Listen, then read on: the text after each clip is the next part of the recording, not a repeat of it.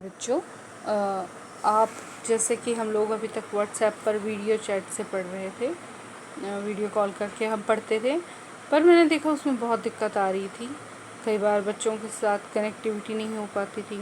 फिर मौसम ख़राब होने की वजह से बच्चों को सुना ही नहीं दे रहा है, तो फिर हमारा तो बहुत ज़्यादा टाइम इसी में बर्बाद हो जाता है कि बच्चे को लाओ व्हाट्सएप पे। कई बार फ़ोन नहीं मिल रहा है, कई बार बच्चा उठा नहीं रहा है, तो बहुत ज़्यादा समय बर्बाद हो रहा है। तो इसलिए मैंने एक नया तरीका निकाला है। इस तरह से मैं आपको वीडियो लेसन्स बना के दूँगी आपसे। बीच में मैं जैसे मैं क्लास में पढ़ाती हूँ, मैं आपको वैसे ही पढ़ाने वाली हूँ। तो मैं आपको वीडियो लेसन दूँगी। मैं आपसे जैसे क्लास में आपसे क्वेश्चन पूछती हूँ, लिखने को बोलती हूँ, आपको वैसे ही लिखने को क्वेश्चन दूँगी। तो अपने कॉपी और पेन साथ में रखो, ठीक है? क्योंकि मैं आपको क्वेश्चन भी लिखवाने वाली हूँ। आपको वीडियो के दौरान उन क्वेश्चंस को सुनना है, कॉपी पे नोट डाउन करना है, उसके आंसर लिखने हैं और फिर उसकी फ़ोटो खींच करके मुझे व्हाट्सएप पर सिर्फ़ और सिर्फ मेरे नंबर पे भेजनी है। आपने उसको ग्रुप में नहीं डालना है, किसी भी ग्रुप में नहीं डालना है, सिर्फ मेरे नंबर पे देना है, ताकि दूसरा बच्चा चीटिंग ना करे आपके आंसर्स को, और पता चले कि कौन बच्चा सुन रहा है और कौन बच्चा नहीं सुन रहा है। अगर कोई बच्चा नहीं सुन रहा है तो फिर मैं उनके पेरेंट्स से बात करूँगी, क्योंकि अगर मैं मेहनत कर रही हूँ तो आपको सबको मेहनत करनी पड़ेगी और काम करना पड़ेगा, ठीक है? तो आज मैं आपको इस तरह से वीडियो के थ्रू पढ़ाऊँगी बजाय कि वीडियो कॉल के, ठीक है? जिससे आप भी अपनी इच्छा अनुसार जब मर्जी, जब आपको सही उचित समय लगता है, आप इसको लेसन को पढ़ सकते हैं, समझ सकते हैं, और मेरे प्रश्नों के उत्तर जो है वो आपको शाम को 9 बजे तक आपको ये मेरे प्रश्नों के उत्तर जो आपको भेज देने हैं, ठीक है? तो हमने जो पढ़ा था कल, हमने वैसे तो यहाँ तक पढ़ लिया था, बट मैं आपको शुरू से यहीं से पढ़ाती हूँ, ठीक है? हम यहीं से पढ़ने वाले हैं अभी। तो पेज नंबर 18 है, आप इसी में पढ़ सकते हैं, फ़ोन में भी देख सकते हो, आपको ज़रूरी नहीं है। अगर आप बुक को नहीं खोलना चाहते हैं तो बुक को मत खोलो, आप यहाँ पे ही पढ़ सकते हो साथ साथ में ही, ठीक है? वो कोई दिक्कत वाली बात नहीं है। तो इन सभी राज्यों के उत्पादकों अर्थात किसानों, पशुपालकों, कारीगरों से संसाधन इकट्ठे किए जाते थे। मैंने आपको कल वो समझाया था ना, किसान वाला, कि किस तरह से अपनी भूमि का वो 3 हिस्से अपने पास रखता है और चौथा हिस्सा जो है वो लगान के रूप में राजा को या अपने जो ज़मींदार होता है या सरदार होता है या सामंत होता है उसे दे देता है। तो सभी देते थे, जैसे मैंने आपको कल भी बताया था, पशुपालक भी देते थे दूध, दही, घी वगैरह, और कारीगर भी उनके महलों में आकर के काम कर जाते थे, और सभी अपनी अपनी तरफ से जो भी कार्य करते थे वो उसका किसी न किसी रूप में वो कुछ ना कुछ हिस्सा जो है वो राजा को अवश्य देते थे। तो इनको अक्सर अपने उत्पादों का एक हिस्सा त्यागने के लिए मनाया या बाध्य किया जाता था। कभी कभी इस हिस्से को लगान मानकर वसूला जाता था, क्योंकि प्राप्त करने वाला भूस्वामी होने का दावा करता था। राजस्व व्यापारियों से भी लिया जाता था। व्यापारी लोग जैसे कपड़ा बेचते थे तो उनसे राजा अपने लिए कपड़े वगैरह ले लेता था। आगे देखेंगे, ये संसाधन राजा की व्यवस्था को वित्तीय आधार बनाते थे। वित्तीय क्या होता है, मैंने आपको बहुत बार पहले बताया है। वित्तीय का अर्थ क्या होता है? वित्तीय होता है जो भी पैसा दिला आ रहा है, कहाँ से पैसा आ रहा है, कितना पैसा आ रहा है, कितना पैसा खर्च हो रहा है, उसका जो भी लेखा जोखा, जो भी हिसाब किताब होता है, उसको हम वित्तीय के अंदर लाते हैं, ठीक है? उसके अधीन लाते हैं। तो वित्तीय का मतलब है कि राजा के पास कितनी आय आ रही है और राजा अपनी आय में से कितनी आय खर्च कर रहा है और कितनी बचा रहा है, उसको उन्होंने वित्तीय कहा है। तो वित्तीय आधार बनाते थे। साथ ही मंदिरों और दुर्गों का निर्माण का इस्तेमाल भी होते थे। तो जो ये लगान से पैसा आता था, ये सारा पैसा राजा अपना या अपने महलों या अपने परिवार पे ना खर्च करके इसका बहुत सारा हिस्सा जो है वो जनता की भलाई के लिए और सेना दे अपने राज्य की रक्षा के लिए सेना की निर्माण, दुर्गों का निर्माण और मंदिरों के निर्माण के लिए राजा बहुत सारा धन खर्च करते थे। संसाधन उन युद्धों को लड़ने में भी इस्तेमाल होते थे जिनसे लूट की शक्ल में धन मिलने और ज़मीन और व्यापारिक मार्गों के प्रयोग में संभावनाएं बनती थी। राजस्व वसूली के लिए पदाधिकारियों की, तो आप ऐसे करो कि प्रश्न लिख ही लो अब पहला, कि राजा अपने संसाधनों का प्रयोग कहाँ करते थे, मतलब कि क्या खर्च करने के लिए, किस पे खर्च करते थे वो। तो हम लिख सकते हैं कि मंदिरों पर, दुर्गों पर, सेना पर। ठीक है। राजस्व वसूली के लिए पदाधिकारियों की नियुक्ति सामान्यतः प्रभावशाली परिवारों के बीच से ही की जाती थी। अच्छा, कोई गरीब चला जाएगा बेचारा किसी से राजस्व वसूल करने, तो लोग थोड़ी ना देंगे उसको, ये अपने घर में रख लेगा।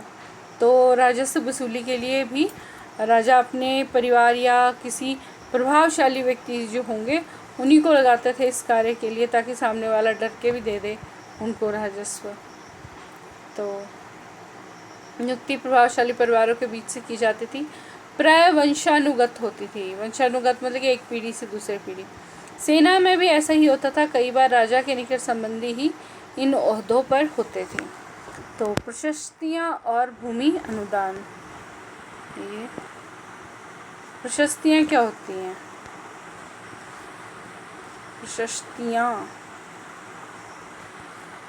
प्रशस्तियाँ होती है, प्रशस्तियाँ शब्द बना है प्रशंसा से। प्रशंसा का अर्थ होता है तारीफ। ठीक है, किसी की बढ़ाई करनी, किसी की बहुत गुणगान गाना, उसको हम प्रशंसा बोल सकते हैं। और उसी से शब्द बना है प्रशस्तियाँ। ठीक है, तो प्रशस्तियाँ और भूमि अनुदान। भूमि अनुदान क्या होता है? भूमि हुई ज़मीन और अनुदान हुआ दान देना। तो प्रशस्तियाँ और भूमि का दान कैसे, देखें। प्रशस्तियों में ऐसे ब्यौरे होते हैं जो शब्द सत्य नहीं हो सकते। अच्छा, अब राजा की प्रशंसा कर रहे हैं तो ऐसे थोड़ी बोल सकते कि आप बुरे हो, तो राजा क्या करेगा? उठाएगा, जेल में डाल देगा, है ना। ऐसे थोड़ी बोल सकते थे, क्योंकि इस टाइम राजाओं के राज थे, तो ऐसे तो आप बोल ही नहीं सकते थे। तो कई बार जो है, जो कवि लोग होते थे वो झूठ भी बोल देते थे, चाहे राजा में वो गुण हो चाहे ना हो। वो बोल देते थे हाँ जी आप तो बहुत ही अच्छे हो, आप तो बड़े महान हो, वीर हो, चाहे राजा कायर ही क्यों ना हो। तो बोले कि वो सत्य नहीं होते थे, लेकिन ये प्रशस्तियाँ हमें बताती हैं कि शासक खुद को कैसा दर्शाना चाहते थे। तो इनके माध्यम से हम ये भी देख सकते हैं राजा की नज़र कैसी थी, वो खुद को क्या दिखाना चाहता था। धार्मिक दिखाना चाहता था, वीर दिखाना चाहता था, सुंदर दिखाना चाहता था, कैसा दिखाना चाहता था। तो उसकी प्रशस्तियों से पता चल जाता था उसका इंटरेस्ट क्या है, उसकी रुचि किस चीज़ में थी, शासक खुद को कैसे दर्शाना चाहते थे। मिसाल के तौर पे शूरवीर, विजयी योद्धा के रूप में ये विद्वान ब्राह्मणों द्वारा रची गई थी, जो अक्सर प्रशासन में मदद करते थे। तो प्रशस्तियों की रचना किसने की? अगला प्रश्न है, लिख लो। प्रशस्तियों की रचना कौन करते थे?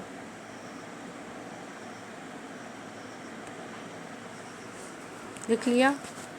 चलो आगे देखते हैं।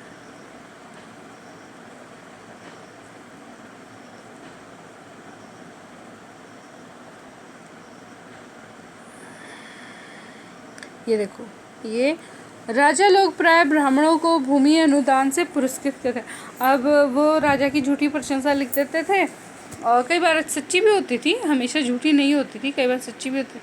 तो एक बार उनकी प्रशंसा लिख दी, तो बदले में ब्राह्मणों को कुछ देना भी पड़ता था। तो राजा क्या करते थे, जो भूमि होती थी उसका कुछ हिस्सा जो है वो इनको दे देते थे।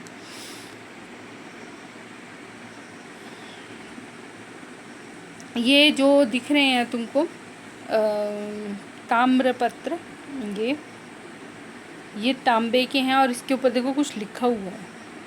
तो ये उन लोगों के उनको दी हुई हैं पत्रिकाएं जो ये पाते थे, प्रशंसा के करने पर जो पाते थे। ये थोड़ा संस्कृत और थोड़ा तमिल में लिखा हुआ ताम्रपत्रों का एक संग्रह है, जिसमें 9वीं सदी में एक शासक द्वारा दिए गए भूमि अनुदानों को लिखे, मतलब कि किस किस व्यक्ति को प्रशस्तियों के रूप में के बदले में भूमि अनुदान की गई, उसका यहाँ पे उन्होंने कुछ विवरण दिया हुआ है, जो कि तमिल और संस्कृत में लिखा हुआ है। ताम्रपत्र है ये। तो उल्लेख है, जिन कड़ियों से ये पत्र जुड़े हैं उन पर राजसी मोहर लगी है, ये बतलाने के लिए कि ये प्रमाणिक दस्तावेज है। प्रमाणिक मतलब कि पक्के हैं, झूठ मूठ के नहीं है। इस पे इसके ऊपर राजा की मोहर भी लगी हुई है क्योंकि। ओके, आगे देखते हैं।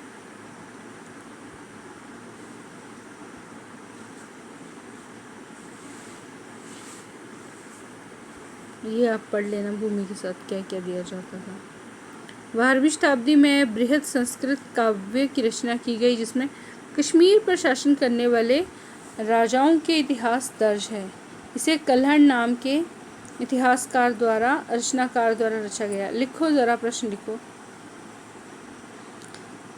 कश्मीर पर काव्य रचना करने वाले कवि का नाम बताओ। उसका नाम है कल्हण, और इसकी बुक का नाम है राजतरंगिणी। लिख लो इसका। कल्हण ने कौन सी किताब लिखी, तुम लिख लो इसको। इसका उत्तर तुम्हें बुक में नहीं मिलेगा यहाँ पे, तो मैं बता रही हूँ, तो लिख लो राजतरंगिणी कल्हण ने लिखी है, और उसमें पूरा कश्मीर का उस समय का विवरण है, राजाओं का उस समय के विवरण मिलता है। तो कल्हण ने अपने वृत्तांत लिखने के लिए शिलालेख, दस्तावेजों, प्रत्यक्षदर्शियों के वर्णनों और पहले के इतिहासों समेत अनेक तरह के स्रोतों का इस्तेमाल किया है। प्रशस्तियों के लेखकों ने वह अक्सर शासकों और उनकी नीतियों के बारे में आलोचनात्मक रुख दिखलाता है, इसलिए 12वीं सदी में ये असाधारण ग्रंथ था।